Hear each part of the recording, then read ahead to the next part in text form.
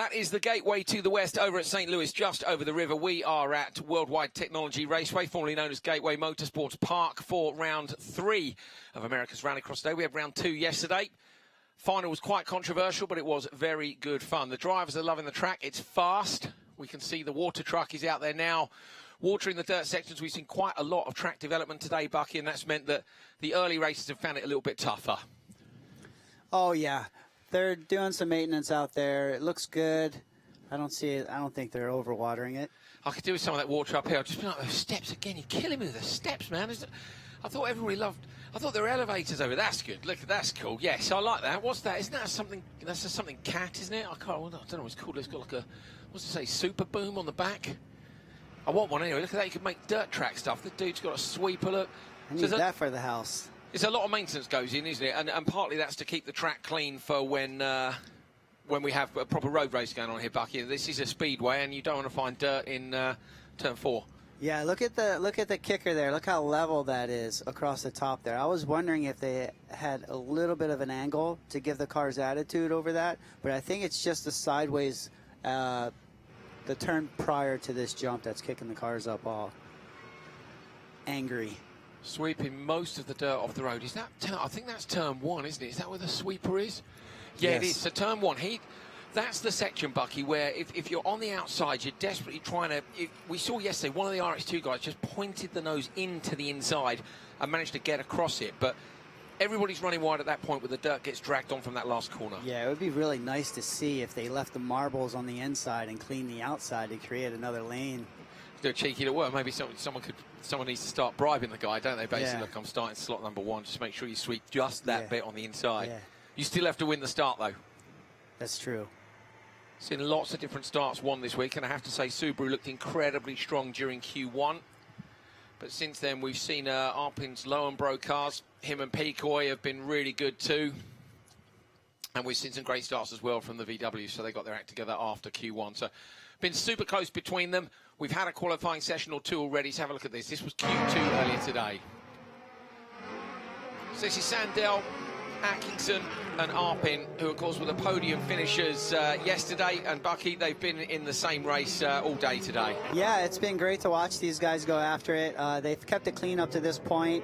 They're just trying to get a good grid spot lined up for the final or semis and final. That was the puncture for Arpin. We had a few people pushing tyres off the rims as the dirt sections have developed, part of the sport, and the jump today has been awesome, hasn't it? With whatever they've done, someone's been up there with that little digger, excavated a nice little lip in, haven't they? Put a kicker in there, and now we're seeing air from both the ARX2 cars and the ARX cars. Yeah, and here we see speed from the outside. This was a great drive, because to be fair, he was last in the random draw, wasn't he? He ended up with that. He had no choice. That was where he went, pointed the car in, knew what he wanted to do, and got it done. Faust has been spectacular, and I think his teammate as well, Cabot Bigham, has come on pace today. Yeah, I think they're probably sharing some data, looking at some times and seeing where Bigham is losing time and where Tanner is gaining it. And I think Bigham has figured out this Beetle. So back on then to Q2. This was Arpin starting on the outside of Sandell and Atkinson. Sandell got a bad start here, dropped back behind them. They had a tiny bit of contact from Atco, and that ran Arpin just a little bit wide. That's something Arpin's been familiar with from yesterday, isn't it? This was Atkinson going rally style into the Joker, that big air. We heard Sandell say this morning, his spotter said, you need a good Joker. So he said, I forgot about the corner, and I just went flat. So we've seen some great jumping into there. Subaru's going very well indeed. He tried to find a different line on the exit, but he couldn't, and Atco got that one as well. Speed on the inside, this time having 1 Q1. Contact 3 wide, Bucky. This was awesome. Sandwich into turn 1. We had 4 into 3. They find their positions. Pecoy still looking for an outside in. Yeah, Bigham looked like he might get lucky here, didn't he? But Pecoy somehow just about managed to hold on. This was Faust with the tyre off the rim, and we've got something special to show you with that in just a few moments. Final lap, they were all going to follow speed through. They'd obviously decided they were going to get in a train and work together. Cabot Bigham with the earlier Joker managed to slot himself out in P2, and that was good for him. He wasn't far off, and he certainly would have been right up underneath Faust if it hadn't been for Faust knocking the tyre off the rim. There you go. These are the standings then at the end of Q2. Perfect score for Scott Speed. He's on 100 with the win in both sessions. Atco, yesterday's winner, up in P2. Tanner Faust is 3rd. Sandell 4th. 3 Subarus in the top 4 again. Then it's Cabot, Bigham, Travis Peacoy, Steve Arpin struggling a little bit today down in P7. So great stuff. Tanner Faust, we've seen a few people push a tyre off a bead. I say it's real gravel. We know you guys love real gravel. We know the drivers do too. So track development, that's part of it. But Tanner, on this occasion, Bucky, have a look at this at home. We found this. That's the angle. We've been admiring, haven't we, his super sideways style off this crest, yes. Bucky. But have a look at this slow-mo as we release this. Watch the front left. Here we go. Boom. Bye-bye. And you actually see the second that the air comes out of that tyre. Great work on the cameras. It's good to get the car rotate. Yeah, it's awesome work on the cameras and from our replay guy as well to find that. Ross did such a great job to find that in between the sessions. That's just that split second. We love his sideways style over the jump, but maybe today, with the extra air, it's not cool to go over at that angle. You know, we've got to adjust the attitude. That's what's going to go on in his head all day long, knowing that he popped that bead like that over the jump. Now he's got to take that jump at a different approach. So you think he'll go straighter over it? Or he's going to try. Yeah. Or he's just going to chalk it up as, that happened that one time, it won't happen again. Or he may save it for an extreme measure. Proper send. Yeah. If he needs to make that 10th. Wants to make that 10th, make that gap up. So that's what's been going on in ARX. We're going to go on to ARX2, of course, their final qualifying session. It's round 4 for them here at Gateway. Have a look at the standings as we come into this session. Top of the table, Connor Martell took the win in Q2. He was P2 in Q1. Cole Keats took the win in Q1. He was third, look, in Q2. De Berti in P3. Fraser McConnell fourth. Alex Keys, J.R. Hildebrand, Gray Ledbetter, and Michael Leach. That's your top 8 with one session of qualifying to go here at round 4 of ARX2.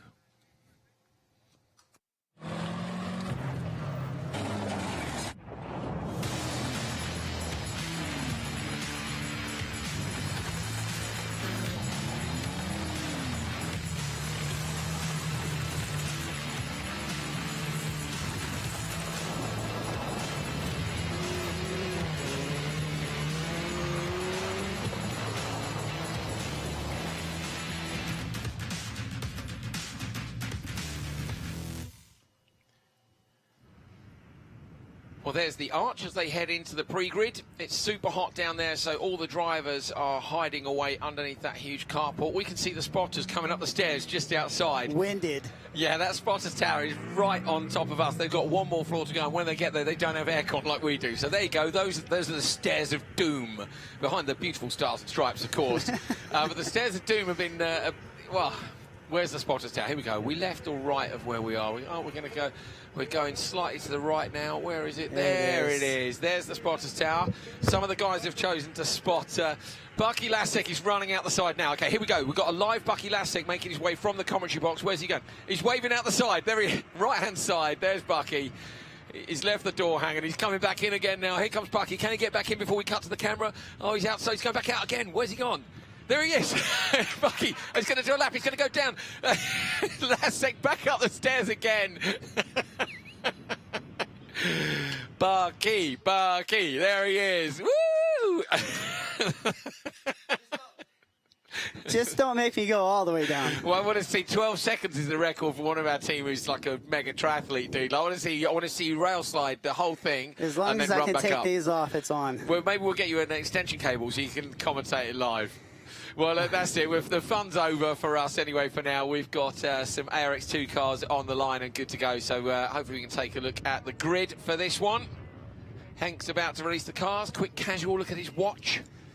He's quite the wheelman himself. He is. You commented yesterday about his skills on his scooter, didn't you? Always sneaks into the show somehow, doesn't he, Bucky? I know you watch the World Championship as well. Hank's like a regular, isn't he? He sets the pace. He does.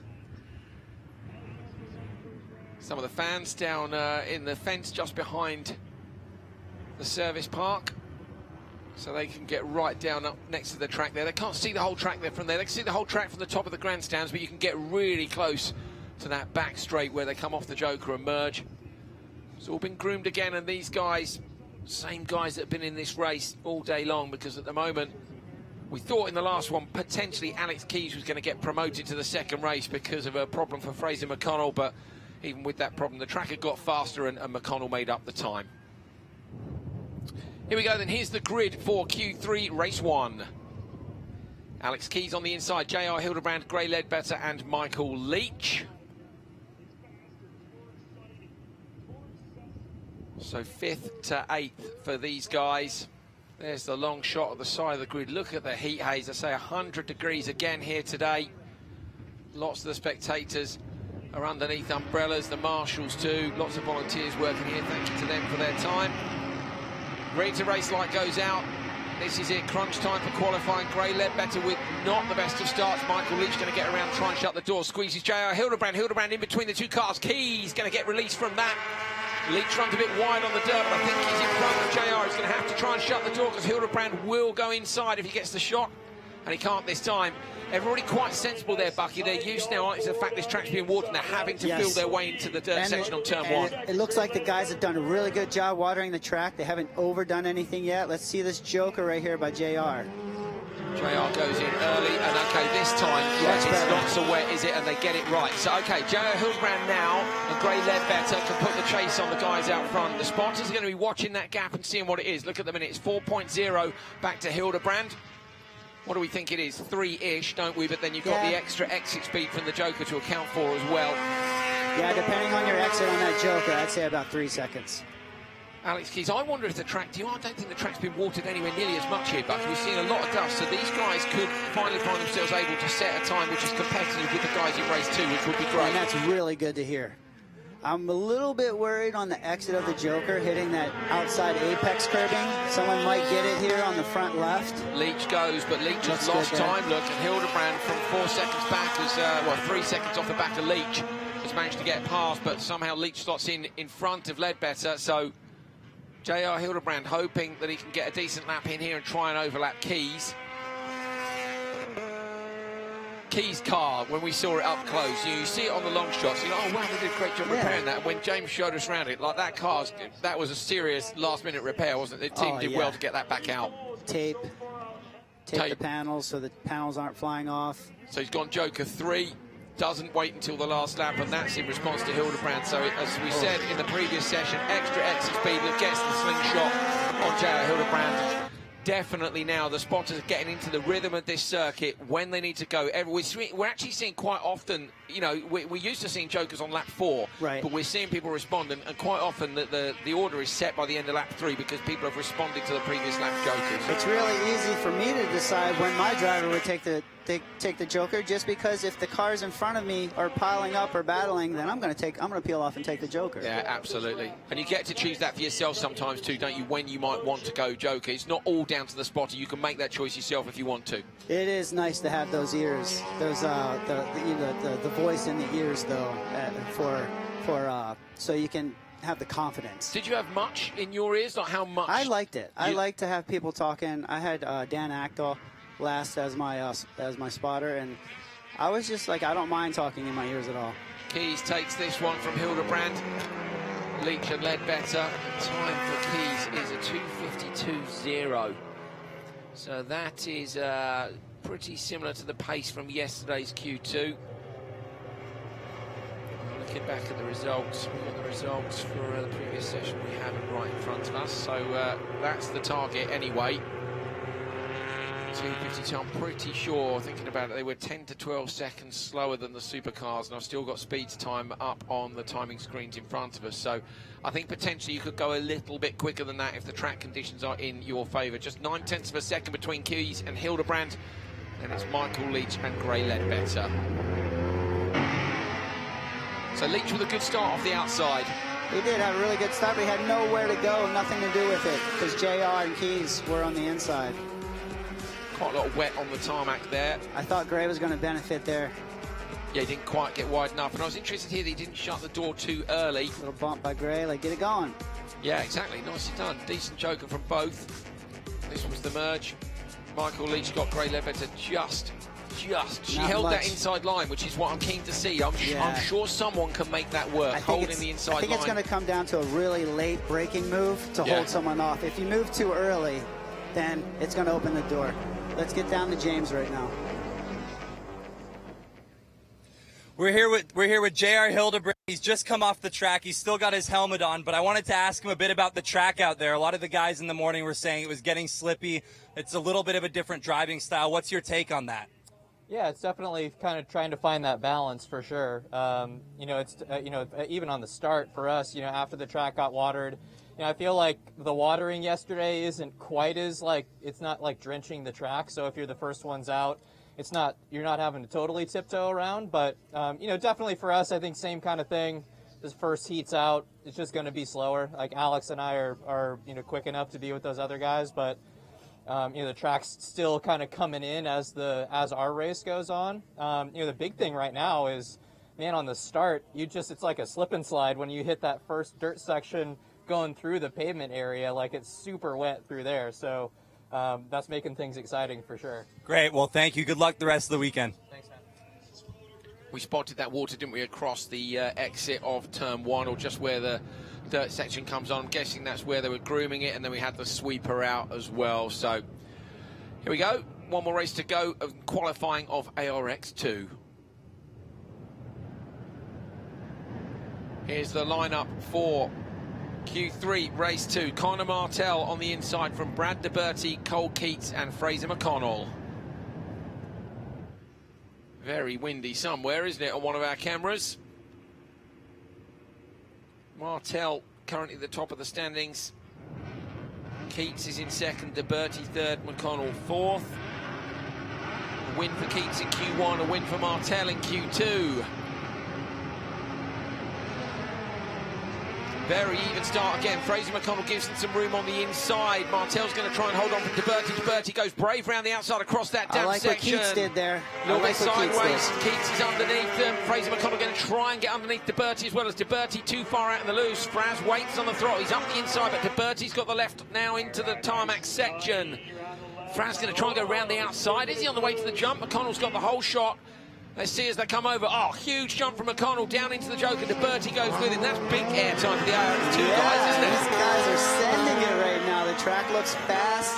Let's see if these guys can beat these Heat 1 times. So Bucky's having a look at the timing screens. We can see a bit sideways from Martell as he drops down into the dirt section. These guys are being quite brave for an outlap, Bucky, when they're not quite sure on the conditions. Again, maybe the spotters have looked and gone, look, it's not as damp as it normally is. Push. I believe so. These guys got the spotters in their ears, and they're telling them the track is clear, it's good, nothing to look out for, no hazards, no potholes. Keats is going well today. Ended up yesterday with a Keats second peels place. Off into the Joker. Yesterday, comes out. Keats was only 7th. All right, let's watch this run he gets. Let's see if he can catch Fraze. Got DeBerti, no, not going to get Fraz McConnell. But yeah, yesterday he was 6th and 7th. He just didn't have the pace yesterday, Cole Keats, in qualifying, did he? And it came together at the end of the day. But today, to me, I wonder if you said, didn't you, maybe there was a small problem with the car. You know, when I look at these guys and I know the talent that they have and I see them at the back of the pack, I know that it's a problem with the car because I know they're faster than that. The only person who hasn't joked is Connor Martell. He has 2.8 seconds. He's maintaining that gap over McConnell. If you look at the top of the screens. We have a slow car. So McConnell coming on to the straight. DeBerti possibly. So DeBerti from the commentary box has pulled off. There he is. DeBerti's pulled off to the side of the road. That's just before the jump. So you can see the curb on the left that they all use so much of. There's the jump in the background. So Brad DeBerti. He's got it fired again. Interesting. Maybe an intermittent issue then, because the car certainly doesn't seem to be going slowly now. He's got it going again. But it stopped on the run to the jump. So that's a task within itself to get those things fired up after they've had some heat cycle to them. That is DeBerti. He seems to be going quick, doesn't he? Martell over the jump into the Joker section. McConnell was only 2.7 back. This is going to be close. McConnell runs the car out wide, forces Martell out wide. Great move by Fraser McConnell to cover it off, and that's the first time we've seen that happen, other than yesterday when we had the roll from Keys. Yes, that was very similar to Keys' roll. I think Connor was able to get a little bit more to the left and create like a sort of a save there. Great spotting from Fraser McConnell's team to get him out in front of Martell. McConnell takes it. Cole Keats backing off a little bit late over the line. Maybe thought that there was just a bit more to go. McConnell's gone 2.4 seconds quicker than Alex Keys did, so that's way less than it's been on previous runs. So the track definitely not as wet this time. So I think we can expect the Supercar guys to be much closer together. There is DeBerti, look. It doesn't look like these Heat 1 guys are going to ever get out of Heat 1 just because of the track conditions. DeBerti, look, is going to try and finish the race. So we can see him there with these guys. Brad DeBerti still circulating because he doesn't want to get a DNF. He just wants to get the slower time. So DeBerti is still circulating. He's going through the last dirt section now from the commentary position. But here is what happened earlier on. Fraser McConnell around the outside, look. McConnell's kind of got the whole shot, but DeBerti, McConnell wants to tuck in there. Sorry, Connor, yeah, Connor Martell, I meant, has had to lift there. Great joker from these guys, super committed. Yeah, I wonder if DeBerti just stalled somewhere. Yeah. Didn't get the clutch in. And then couldn't get it restarted. Yeah, and then just had to drift it until he could get it refired. Martell and Keats. This was the merge with Keats around the outside. DeBerti had the problem shortly after that. Fraser McConnell had run the car a bit wide. Keats almost got up underneath. This was where DeBerti stopped and then somehow got the car restarted again.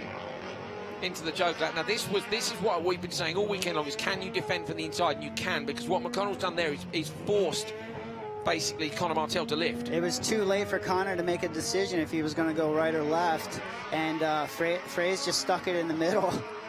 Little nudge on the rear end there as well. Nicely done. Here we go then. Here is the result, which we can get now because DeBerti, as you can see at the bottom, did finish the race. 3:36, some 46 seconds off the back. Keats, Martell, McConnell. The top three go fastest. Brad DeBerti goes down to the bottom of the list in that, so he is 8th in this one. I'm here with Fraz McConnell, our resident Jamaican driver here in ARX. Yesterday clearly didn't go as you planned it to, but it must feel big, deep breath now that you got a win back on track today. Yeah, we had a little scare in Q2 with the spin almost going to the wall, but managed to save it. We knew we needed some points to get a better starting position for the semi, and that's what we did here. Little contact in the Joker merge. They implemented this new line where you have to be on the side of the line that you come from. So I know for a fact that my car was in the right spot and got contact and managed to come out with a win, so I'm happy. Going to go to the semi-final and do work. Great. Congrats, Fraz. Thanks, guys.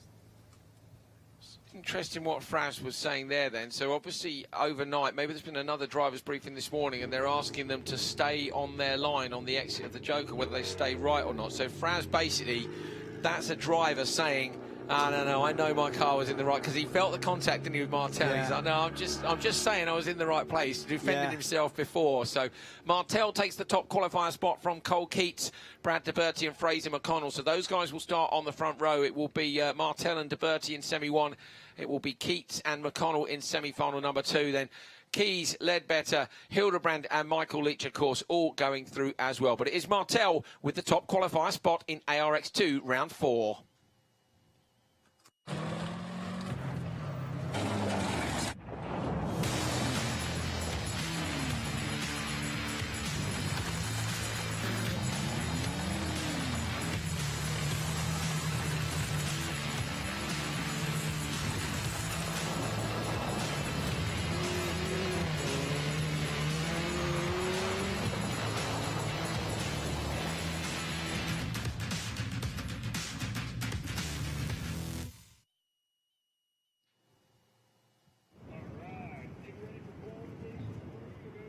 Well, Q3 is coming up, so let's take a look at the standings after Q2. Scott Speed at the top of the table with 2 wins from Chris Atkinson, Tanner Faust, Patrick Sandell. 3 Subarus in the top 4. Cabot Bigham is 5th, Travis Pecoy in 6th, and Steve Arpin in 7th. Looking forward to this. The track conditions look pretty even. Last time we saw the 2 supercar races really mixed up. I'm loving the fact you can see the crowd have made their way down to the start. They're going to have their fingers in their ears any second now, because these cars are going to be off the line. Here we go.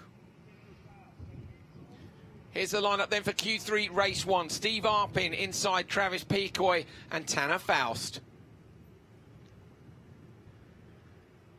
So Faust is in 3rd after the first 2 sessions. We've got the 2 Lion Bro Racing Fiestas, which are about to do battle into turn 1. I'm sure Arpin will have had a chat with his teammate Pecoy. Faust doesn't have to take any notice of that. On the outside, he can go for it in the Beetle, but it's Pecoy with an unbelievable start. Hooks it straight up. Going to close the door on Arpin as they cross the dirt onto the tarmac again. A little bit sideways. Faust, though, lost out here big time. Arpin's going to slot in behind his teammate Pecoy. Pecoy's so impressive yesterday. Runs a bit deep. Arpin's going to get alongside him. Contact between the 2 teammates. Arpin trying to squeeze him into the Cooper tyre, running on the inside. But it is Pecoy who leads from Arpin. Faust dropped down to third. Surely he'll go Joker. Oh! No. Wow, what a split there. Arpin goes into the Joker, and Faust is going to stay on normal lane. I'm sure Faust would go there, but maybe he saw the trajectory that Arpin took in front of him and changed his mind, decided not to go. So Picoy leads, Tanner Faust in behind. Faust now's got to watch both sides. His spotters have got to be across whether Arpin is on him or not, and whether he can gap him enough to take the Joker. Yeah, and on that lap, I did eyeball a line separating the exit of the Joker and the exit of the normal lap. So I feel like the drivers are going to have to stay right coming onto track. Yeah, drivers briefing this morning explained to the drivers they want them to stay right if they're coming off the standard lap, left if they're coming off the Joker. There's a white line in the track. We had a few bits of contact at the exit there yesterday, so some clarification overnight in between the 2 rounds of ARX. So this time Faust doesn't go, and I think Faust is watching that gap back, and it's just gone up from 1.8 to 2, Bucky. Arpin trying to chase him down. Faust trying to get enough space, isn't he, to go and come out in front of Steve, but yeah, Picoy's pulling away. We're seeing a lot of overdriving by Tanner right here. Yes, Tanner. But I love Send it. Yes, so do I. It's like Petter, wasn't it, in World Rallycross? It's like, we don't want you to tidy it up. We want you to send it. Picoy going to come up and over the jump. Doesn't go Joker this time. Now, we saw as well, Tanner Faust, we found he knocked the tyre off the rim on that jump, Bucky, because he came over with too much sideways attitude, so they're having to adjust the way they drive it now. Yeah, they totally have to adjust, and Tanner is doing a splendid job doing that. Let's see if he can reel him in. Now it's down to 1.7, the gap. 1.7 lead for Picoy, but it's also about the gap back to Arpin for Faust. So last lap, Faust has decided he can't do anything about Picoy out front. So it's about whether or not he's got enough time to come out in front of Arpin behind. I don't think he has. I think Arpin's going to get Faust here, but I don't think he's going to get Picoy. Picoy jumps high into the Joker. The nose digs into the dirt. Faust goes in behind him. It looks like Arpin slowed down, so Arpin in the background has gone slow.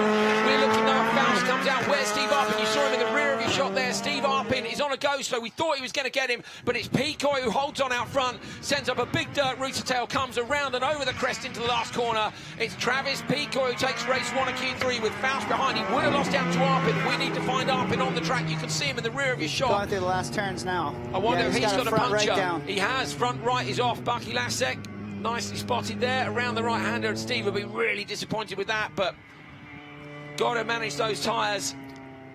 Arpin comes through in P3. Gutted. It looked like he was on to get Faust there. Tanner seemingly not able to reel in Picoy and not able to gap Arpin by enough. Travis Picoy takes race 1 of Q3. It's Tanner Faust and Steve Arpin with the puncher bringing up the rear. Here's another look at the start. How did Picoy get away like that? He has found something in that Fiesta.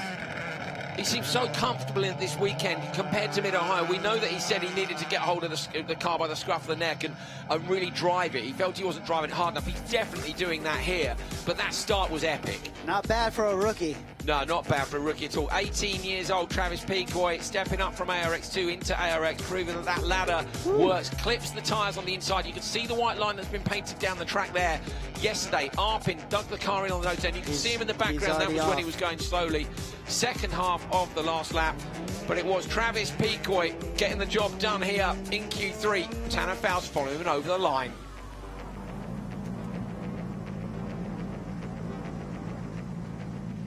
I'm here with Travis Picoy, who technically started the final yesterday, but unfortunately only was able to roll off the line due to some technical issues, but he needed those championship points.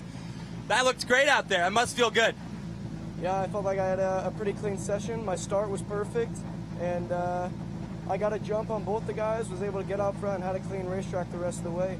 Now I just got to hope that this second group doesn't beat my total time so I can come away with 50 championship points. So I assume you'll be watching on the TV very closely. For sure. I got to head to tech real quick, but as soon as I get back to the paddock, I'm gonna see where they're at. Great. Well, good luck. So Picoy going to roll back to the paddock via technical checks. He was saying he's hoping that time's going to be enough to hold on to the top slot at the end of the session. I've just checked yesterday's times. It wouldn't have been enough to win any of the sessions yesterday, but with the track changing so much in between each session, it might be enough this time round. Great drive, Travis Picoy. Final car pulls up to the grid for Q3 Race 2. Let's take a look at the grid for this one. Scott Speed on the inside. He's won both sessions so far today. Then Chris Atkinson and Patrick Sandell. 3 Subarus into 1. Will they have had a team meeting about that? I think you'll find they will. Cabot Bigham on the outside showed great pace in Q2. Can he upset the Subaru party? There you can tell the difference in cars. See the yellow roof of Sandell, the blue roof of Echo, and the black roof of Speed. The run to turn 1 coming up between the 3 Subarus. Whoops. Sandell, no! Huge jump start. Not even close. Atkinson, you can see in the background there as well, has just rolled slightly forward. Bucky, that's not the time to be making that mistake, is it? Is that 2 jokers? It is 2 jokers. Here's a replay of it. It's a proper launch. You know, sometimes you see people creeping on the handbrake, aren't they? And the clutch just heats up, but that's a proper light on going. Yeah, he was gone. He wanted to get the jump on these guys. And he did. He did it. He succeeded. He definitely got the jump on them. He won. But like, yeah, a lot. So flashing lights you can see. On the rear of those start lights, in fact, is a monitor for the marshals, I think, to see who it was that took the jump start. They've certainly got one down in the tent, which is at the side of the grid. I no longer think it's Sandell's turn to win. No, not with a start like that. Restart then for Q3 race 2. Sandell jumped the start in the first one. Get away clean this time. Sandell's late, and that's because he's nervous about doing a second jump start. Speed going to get the whole shot. Atkinson going to slot in behind. Bigham's going to shut the door on Sandell. Bigham runs slightly wide. Sandell looking to put the nose up the inside, but then line astern onto the first dirt section. Speed's got the whole shot, and he's looking for a perfect run here, Bucky. Oh, Bigham into the side of Atkinson in the background, but he hasn't made it through. They found their spots. Now let's see if one of them peels off into the Joker. Atco goes huge into the Joker. Bigham goes to Sandell. I think was going to go. Of course, he's got 2 Jokers. He's got to get it out of the way, but he didn't that time. So he's got 2. He's got 3 laps to get 2 Jokers done. Changed his mind, didn't he? Into the dirt section. Speed here, looking for a perfect weekend. He could take a clean sweep if he wins all 3 qualifying sessions, his semi and his final. But I don't know if we're going to count that. You've got to do the 4 on normal weekends. There are 4 qualifying sessions. We've got 3 this year, though, that are single-day events for ARX. ARX2, of course, are doing 9 rounds, so all their events are single day. Scott Speed out front, gapping behind Patrick Sandell by 1.5 seconds now. Sandell, you can see, has to take 2 Jokers. I think he'll go now. He does he? Speed's gone too. Atkinson maybe going to get him. Scott Speed versus Atkinson on the merge. Speed around the outside, though. Manages to get past Atco. And Sandell has dropped to the back of the pack with that second Joker to do. He's going to be even further off. So I think Sandell might as well go now, Bucky, because Bigham's definitely holding him up. Yeah, if he can't make a pass on his own, he's got to do it with the Joker. A lot of dust. He's got to, after taking the Joker, he doesn't have a chance because he's actually behind Bigham, so it's going to slow him down even more. I'll tell you what this might do. This might put Bigham up a row in terms of qualifying. So there was only 1 point between them in terms of qualifying points as they came into Q3.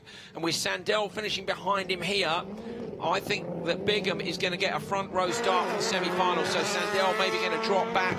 Takes his second Joker lap now. Got a lap to go and everyone's jokered. So Speed, after yesterday, I think he was frustrated, wasn't he, yesterday with the result. He was hoping to get the win and it didn't go his way. And today he's just got that Scott Speed winner's mentality on. I don't think Scott Speed slept a wink last night. I think he was just so gutted. You think he's turning it over in his mind again and again? In return, I don't think anyone at Subaru Motorsports slept either. Scott will have been making sure that they didn't, making sure every detail was right. Cabot Bigham is third here. Sandell's too far off the back to make any inroads into these guys with that double Joker. Look at the dust. So hard to see. Speed going to come down through the very quick section. We've got a bit of blue groove on the way in there as they're coming in 4th, 5th gear. He's going to pop the car out from the dirt onto the tar. And it's Scott Speed who takes it. What's the time? It's not fast enough to win the session. Pecoy takes the session. Travis Pecoy takes the session. I think that might be his first qualifying session win. Let me see. Pecoy in mid-Ohio. Yeah, he didn't win a session there. I'm sure he didn't win a session yesterday. He didn't. It was 2 to Speed and 1 to Faust. So Travis Pecoy is going to take his first ARX qualifying session win with Q3 here at Gateway round 2. Round 3, of course, but 2 of this weekend. Pecoy at the top of the table, and Faust is up there as well. Tanner Faust gets P2. Faust was 3rd prior to this. We'll bring you the standings in a second and figure out just where they're going to start. But it's Pecoy, Faust and Speed at the top of the times for Q3 from Gateway. Sandell, dreadful start, Bucky, too nervous. Yeah, gun shy. A little gun shy on the start. Speed just looks spectacular right now. He's so on form. You think it's his today? Yeah.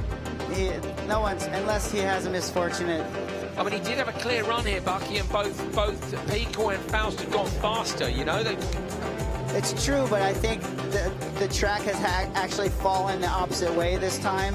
I think Heat 2, it probably, as you can see, all the soot and all the dust, it's probably a lot more slippy.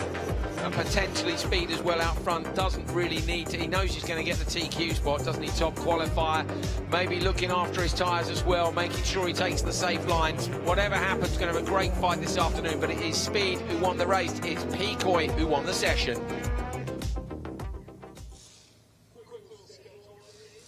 Scott, I'm here with you again. This is getting to be a pretty frequent occurrence, but that's good for you guys. Yeah, no, it's great. That gave us pole in the semifinal we want.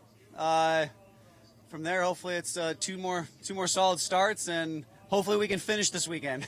Have you been going into these with a Joker strategy in mind, or have you been sort of playing it as it comes? You know, I've always played things as they lay out. I mean, you can plan as much as you want, but this is racing. So I really have a pretty clear mind going into the race and really adapt quickly on the fly.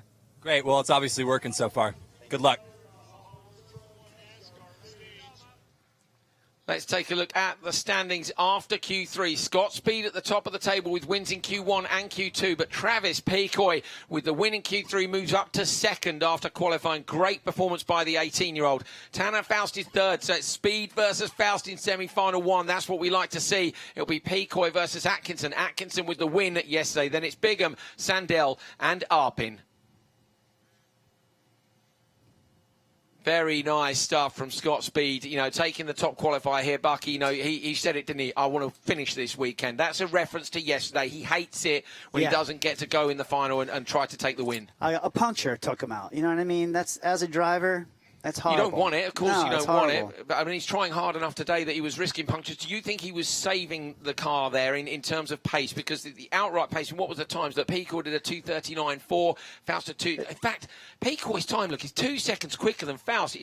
I'm looking forward to seeing Picoy this afternoon because, you know, it's going to be pole in semi-2. We saw some great times from him yesterday. What do you think? I think Picoy's looking good. The Fords were fast in practice prior to this weekend even happening in testing. So I know the pace is, the Fords have the pace. So it's just a matter of misfortune, you know? Picoy with the beating, Arpin with the beating, like everyone's having tire issues. So I think it's a matter of, okay, do I overdrive and risk it?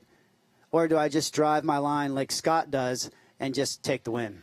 I think we're going to see Picoy risk it. I'm calling it. Picoy would love to take the win, you know, so it'd be great if we can see him with a big push this afternoon. And remember, yesterday, both the finals were won from the back row. Martel in ARX 2 and Atkinson in ARX. So don't miss any of that. Before, of course, the finals, we've got semi-finals coming up for you from ARX 2 at 13:50. And then, of course, that's 1400 to see the actual racing. 1500, I think, is when we start the semi-finals and the finals for ARX. You'll be able to see the final for ARX 2 then as well. Not long to wait. Be able to find out who's going to take the wins, the big trophies home on Sunday.